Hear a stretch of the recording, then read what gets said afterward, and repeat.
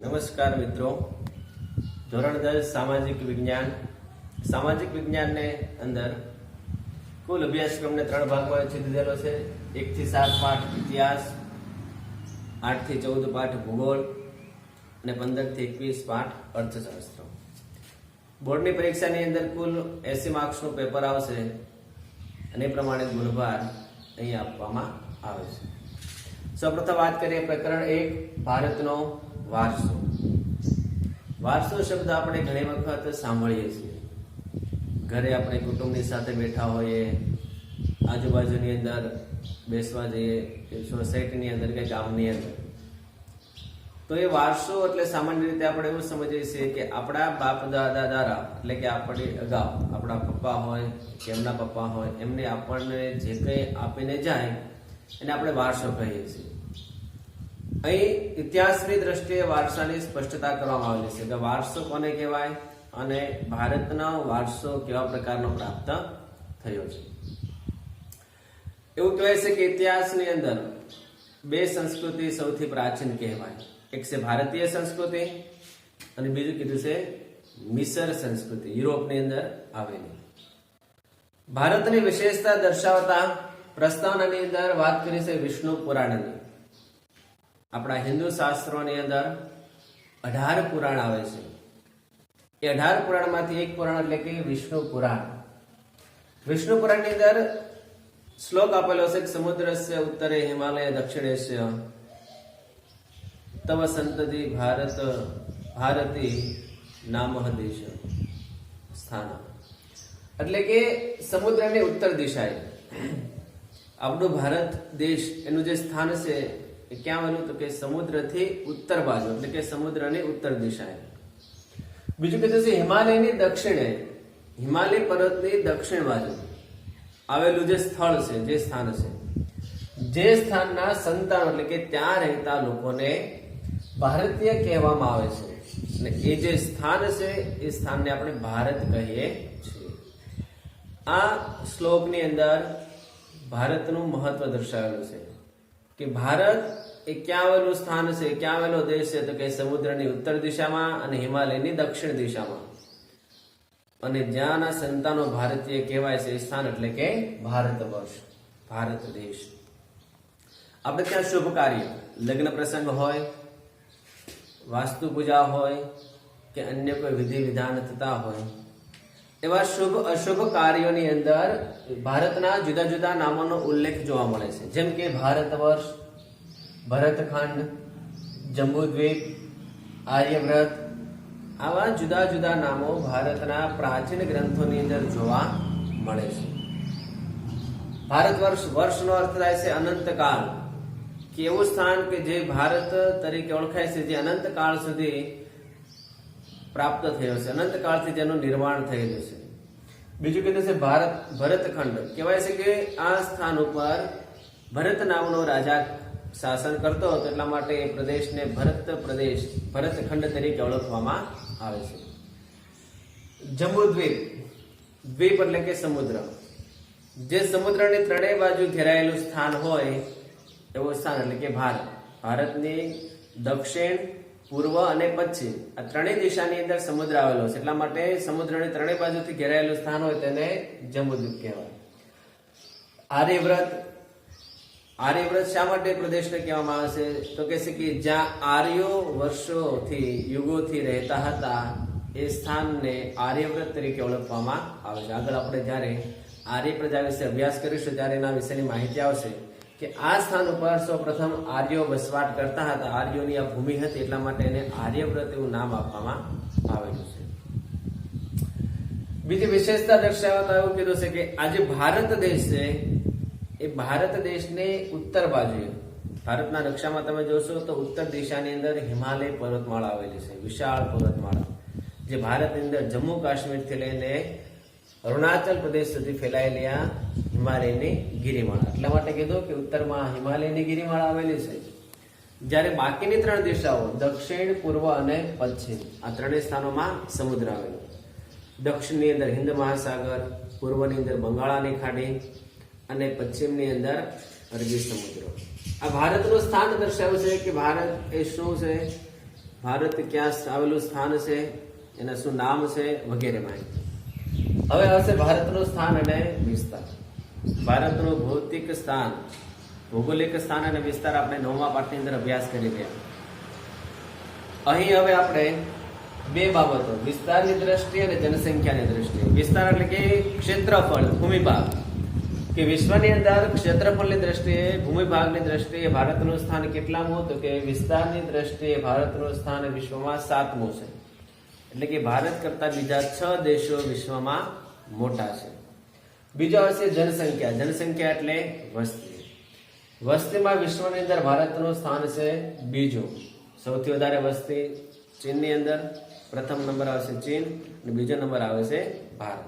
તો ઘણી વખત ખાલી જગ્યાની અંદર આ પ્રશ્ન પૂછાતો હોય કે વિસ્તારની દ્રષ્ટિએ ભારતનું સ્થાન કેટલામું, 7મું.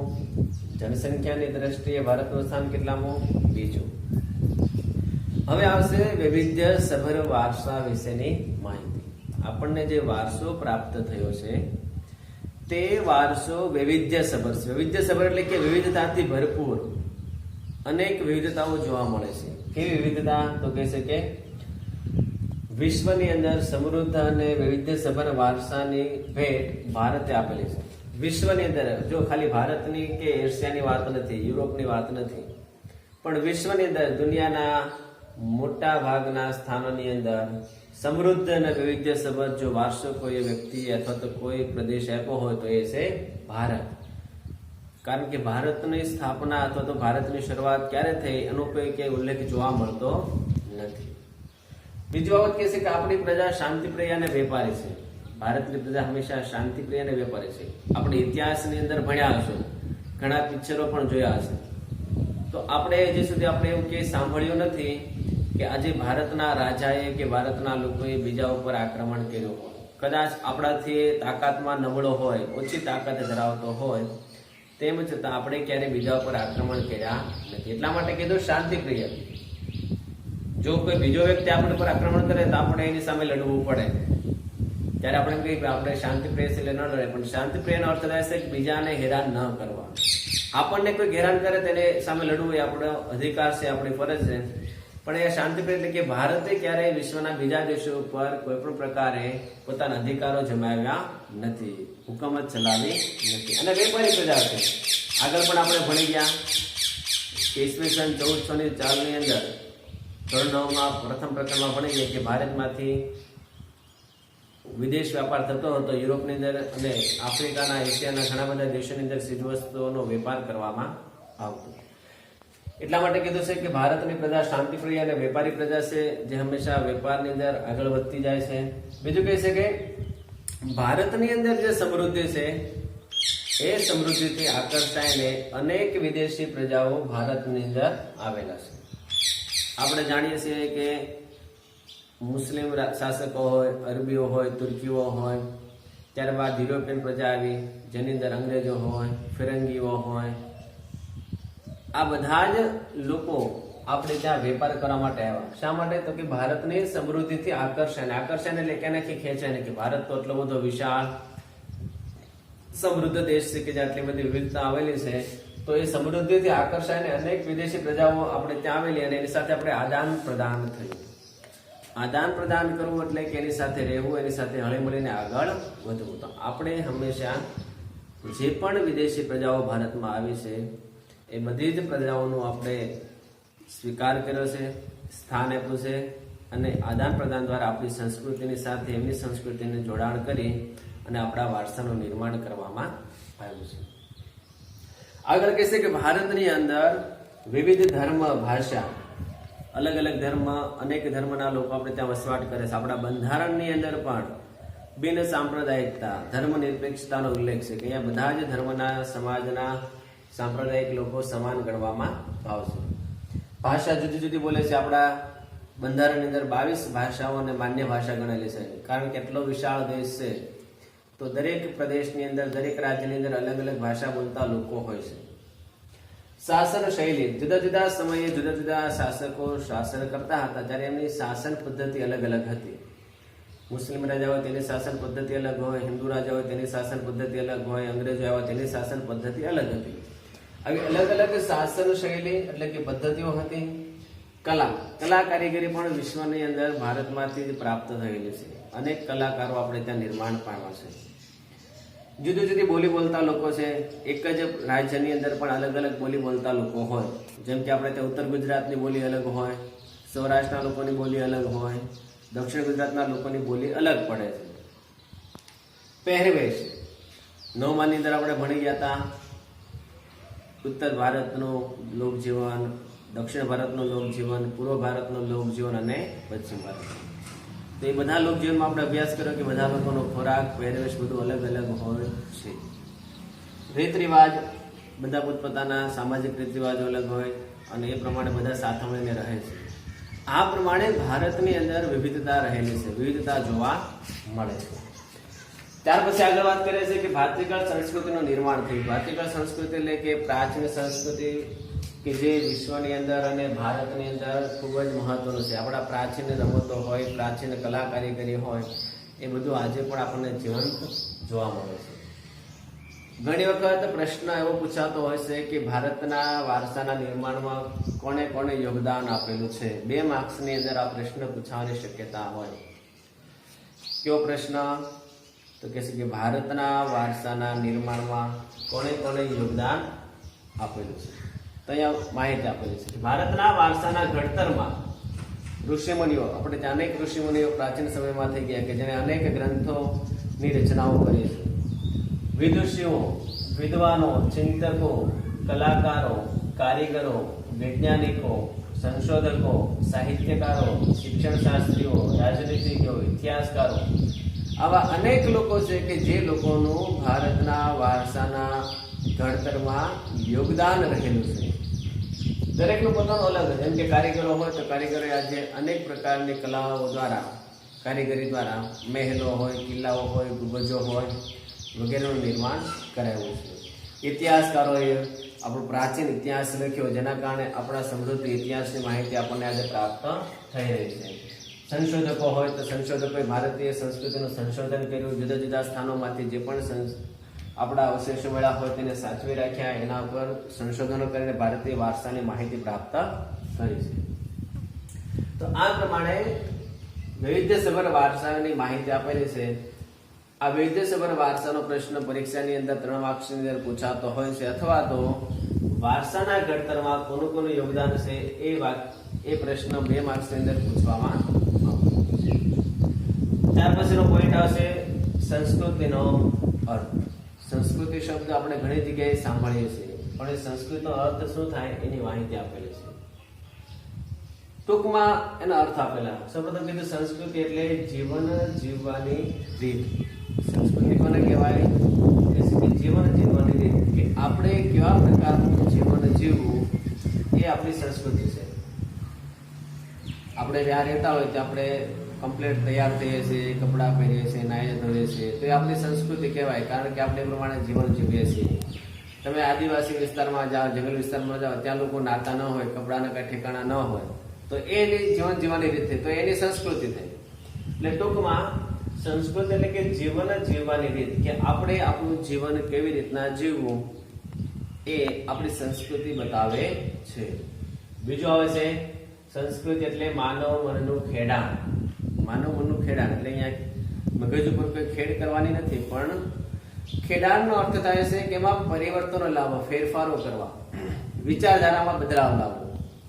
માનવ મનનું ખેડાણ એટલે કે માણસ સમયાંતરે પોતાની વિચારધારામાં, પોતાના વિચારોની અંદર બદલાવ લાવે અને એ પ્રમાણે પોતાના જીવનને આગળ વધારે, જીવનની અંદર એનો અમલ કરે, ત્યારે એને સંસ્કૃતિ કહેવાય. બીજું આગળ છે કે માનવ સમાજની ટેવો, મૂલ્યો, આચાર વિચાર, ધાર્મિક પરંપરાઓ, રહેણી કહેણી, જીવનને ઉચ્ચતમ ધ્યેય સુધી લઈ જતા આદર્શોનો સરવાળો. આ એની વિશાળ વ્યાખ્યા આપી છે કે માનવ સમાજની ટેવો, માનવ સમાજ એટલે કે આપણે બધા લોકો, જ્યાં સમાજની અંદર સામૂહિક રીતે બધા લોકો રહે છે. માનવ સમાજની ટેવ એટલે કે આપણી જે ટેવ હોય રહેવાની, કઈ રીતના રહેવું, બીજાની સાથે કઈ રીતના બોલવું, માન સન્માન આપવા, બધી આપણે ટેવો કહેવાય. મૂલ્યો, મૂલ્યો એટલે કે આપણા જીવનની અંદર નૈતિકતા કેવા પ્રકારની હોય, કઈ રીતના નૈતિક જીવન આપણે દર્શાવે, એના મૂલ્યો કહેવાય. આચાર વિચાર, આપણું આચરણ, આપણી વિચારધારા કેવા પ્રકારની હોય. ધાર્મિક પરંપરા એટલે કે આપણા ધાર્મિક ઉત્સવો, તહેવારો, ધાર્મિક રીત રિવાજો, ધાર્મિક નિયમો કેવા હોય એ ધાર્મિક પરંપરાઓ કહેવાય. રહેણી કહેણી, આપણે કેવા પ્રકારે ક્યાં કઈ જગ્યાએ કોની સાથે રહેવું, કેવા પ્રકારે જીવન જીવવું વગેરે. આ બધા જીવનને ઉચ્ચ ધ્યેય સુધી એટલે કે આ બધી જ બાબતો દ્વારા આપણે આપણા જીવનને ઉચ્ચ ધ્યેય સુધી એટલે કે ઉચ્ચ સ્થાન સુધી લઈ જઈએ એવા આદર્શોનો સરવાળો છે. આ બધા આપણા આદર્શો છે.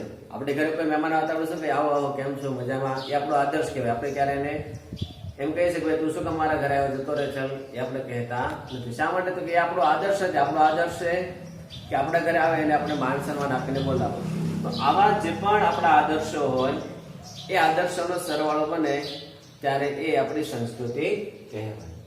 આ પ્રમાણે સંસ્કૃતિનો અહીં ટૂંકમાં અર્થ આપેલો છે. હવે છેલ્લો પોઈન્ટ આવે છે વારસાનો અર્થ. આપણા પાઠનું પ્રકરણનું જે નામ છે ને એ મેઇન પોઈન્ટ હવે શરૂ થાય છે કે વારસો એટલે શું. એક માર્ક્સની અંદર આ પ્રશ્ન પૂછાતો હોય વારસો એટલે શું. તો એની વ્યાખ્યા આપી છે, આપણને આપણા પૂર્વજો તરફથી મળેલી અમૂલ્ય ભેટ. આપણને આપણા એટલે કે આપણી પહેલાના જે લોકો છે એ બધા આપણા પૂર્વજો કહેવાય. આપણા પપ્પાથી લઈને જ્યારથી આદિમાનવની શરૂઆત થઈ ને બધા જ આપણા પૂર્વજો કહેવાય. તો આપણા પપ્પાથી ઉપરના દાદા હોય, એના દાદા હોય, પરદાદા હોય, અથવા તો આદિવાસી કે આદિમાનવ તરીકે જીવન જીવતા લોકો જ્યાંથી જીવનની શરૂઆત થઈ એ બધા જ લોકો આપણા શું કહેવાય? પૂર્વજો કહેવાય. તો એ બધા જ લોકો તરફથી આપણને જે પણ ભેટ મળી હોય, પણ કે ભેટ અમૂલ્ય. અમૂલ્ય એટલે કે જેનું કોઈ મૂલ્ય નક્કી નથી. કે આપણને દાખલા તરીકે આપણા પિતાશ્રીએ, પપ્પાએ કીધું હોય કે ભાઈ આપણે ગાળ ના બોલવું જોઈએ, વ્યક્તિની સાથે વર્તન સારું કરવું જોઈએ, કોઈ વ્યક્તિ આપણે ત્યાં તેને માન સન્માન આપવું જોઈએ, તો એ આદર્શ શિષ્ટાચાર કહેવાય. તો આ પ્રમાણે આપણને આપણા પૂર્વજો એટલે કે આપણા પિતાથી લઈને એ પહેલા જેટલા પણ લોકો હતા એ બધા આપણા પૂર્વજો કહેવાય. એમના તરફથી મળેલી અમૂલ્ય ભેટ છે. એમના તરફથી મળેલી અમૂલ્ય ભેટ એટલે કે એ પછી કોઈ સંસ્કૃતિની બાબતમાં હોય કે પછી કોઈ પ્રાકૃતિક બાબતોમાં હોય, દરેક બાબતોને અહીંયા વારસા તરીકે દર્શાવવામાં આવે છે. જેમ કે આપણને જંગલો પ્રાપ્ત થયા છે કુદરત તરફથી, તો એ પણ આપણને એક વારસો કહેવાય કે આપણને કુદરતમાંથી આવી નૈસર્ગિક સંપત્તિ પ્રાપ્ત થઈ છે. પછી કોઈ મહેલો હોય, ગુજબો હોય, કિલ્લાઓ હોય, એ બધું આપણને પ્રાપ્ત થયું કે માણસે તેનું નિર્માણ કર્યું, તો પણ એ આપણો વારસો કહેવાય. એટલે કે આપણને આપણા પૂર્વજો દ્વારા મળેલી અમૂલ્ય ભેટ. આપણે પહેલાના જે લોકોએ જે પણ બુદ્ધિ શક્તિ દ્વારા નિર્માણ કર્યું હોય, કાર્ય કર્યું હોય, એ બધું આપણો વારસો કહેવાય. દાખલા તરીકે ન્યૂટને ગતિનો ત્રીજો નિયમ શોધ્યો હતો, તો ત્રીજો નિયમ આપણા માટે શું કહેવાય? વારસામાં મળેલી વસ્તુ. કારણ કે એને વર્ષો પહેલા એ શોધ કરી કે પૃથ્વીની અંદર ગુરુત્વાકર્ષણ બળ છે ને દરેક પદાર્થને પોતાની તરફ આકર્ષે. તો આજે એ નિયમનો આપણે ઉપયોગ કરીએ છીએ. એ નિયમ દ્વારા આપણે વિજ્ઞાનના ઘણા બધા કાર્યો કરીએ છીએ. તો એ આપણા પૂર્વજો તરફથી મળેલી આપણી અમૂલ્ય ભેટ કહેવાય. વારસાને બે ભાગમાં વહેંચી દેવામાં આવે છે. એક છે પ્રાકૃતિક વારસો અને બીજું કીધું સાંસ્કૃતિક વારસો.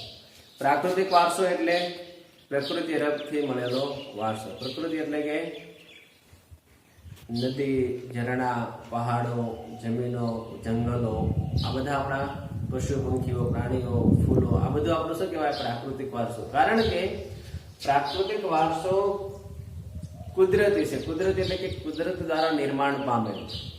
અને સાંસ્કૃતિક વારસો એટલે વ્યક્તિ દ્વારા નિર્માણ પામેલ. આપણે પહેલા જે વ્યક્તિએ જે નિર્માણ કર્યું એ આપણો સાંસ્કૃતિક વારસો કહેવાય. જેમ કે કોઈ કિલ્લા બનાવેલા હોય, મંદિરો બનાવેલા હોય, મહેલો બનાવેલા હોય, એ બધાને શું કહેવાય? સાંસ્કૃતિક વારસો. કારણ કે આપણે પહેલા એ લોકોએ એ વસ્તુનું નિર્માણ કર્યું અને આજે આપણને વસ્તુ પ્રાપ્ત થઈ છે. તો આ પ્રમાણે વારસાને બે ભાગમાં વહેંચી દીધા છે, સાંસ્કૃતિક વારસો અને પ્રાકૃતિક વારસો. આ પ્રમાણે વારસાનો અર્થ અને એના ભાગ દર્શાવવામાં આવેલા છે.